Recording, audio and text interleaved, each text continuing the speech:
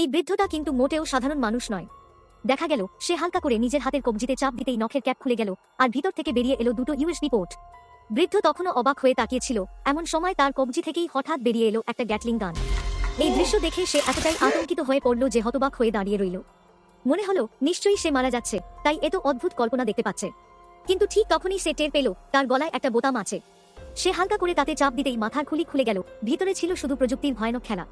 বৃদ্ধটা কাঁপতে কাঁপতে উঠে দাঁড়ালো, ধীরে ধীরে আয়নার সামনে গেল, কিন্তু সেখানে গিয়েও অপেক্ষা করছিল নতুন চমক। এমনকি কুকুরটাও সন্দেহ করতে লাগলো, এটা কি আদৌ তার আগের মালিক? আসলে এই বৃদ্ধ সাধারণত কাউকে আঘাত করে না। সেদিন বাড়ি ফেরার পথে সে একটা মৃতপ্রায় কবুতর দেখতে পেল। তার দয়া হলো এবং কাছে গিয়ে কবুতরটার আঘাত পরীক্ষা করল। আর তখনই ঘটল এক অবিশ্বাস্য ঘটনা।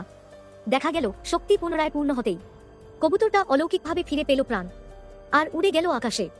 এই শক্তি সত্যিই আছে কিনা সেটা যাচাই করতে বৃদ্ধটা গেল এক হাসপাতালে। সেখানে কোমায় থাকা এক ছেলেকে দেখে সে নিজের 2 হাত রাখল তার গালে, আর মাত্র কয়েক সেকেন্ডের মধ্যেই ছেলেটা জেগে উঠল, একটা অলৌকিক মিরাকল। তাহলে এখন প্রশ্ন হলো, এই রকম এক অসাধারণ সুপার পাওয়ার তুমি কি পেতে চাও?